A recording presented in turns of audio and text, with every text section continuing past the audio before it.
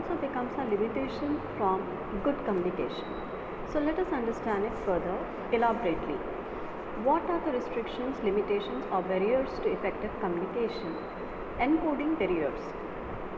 That is, from the side of the sender, when he encodes or sends the communication, there can be lack of sensitivity to the receiver, lack of basic communication skills with the sender, insufficient knowledge of the subject he is speaking about, emotional interferences, too much tensed, stressed, lacking confidence or lack of confidence in the sender or the communicator. So this is the first thing from the side of the encoder or the sender of the communication or the message.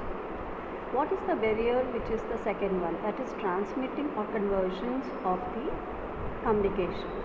Physical distractions like the presence of the person physically, mentally absent. Channel barrier, the source or the media which has been selected to send the communication may not be very good.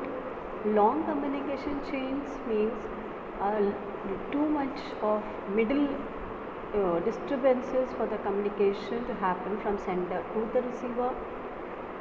Third type is a decoding, that is the receiver receives the message and there can be some problems, defects, which leads to ineffective communication. Lack of interest of the receiver, not keen to listen to the speech or the communication from the sender. Lack of knowledge to understand or grasp what is being told to him. Lack of communication skills. Emotional distractions, mentally disturbed, so not able to receive it properly, decode what is sent by the sender. Information overload, too much of information also can be distracting.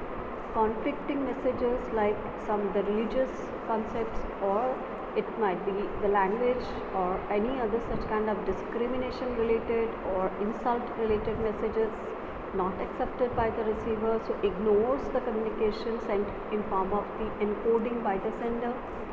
Last is the responding barrier from the side of the receiver. No provision for feedback. So there is the sender has sent the message but doesn't want to know how is the reaction on the part of the receiver, whether the receiver has understood or not. So no feedback is collected from the sender. Inadequate feedback. So incomplete feedback from the receiver can also be creating gaps in the communication from sender to the receiver. Overcoming the barriers of effective communications. How do we get over these restrictions of communication or the barriers of effective communication? Connecting with the audience is the first thing. A sender has to connect himself to the receiver so that an effective communication or a two-way communication can be created easily. Simple words can be used by the sender. Body language should be inclusive of smile, eye contact, gestures and tone.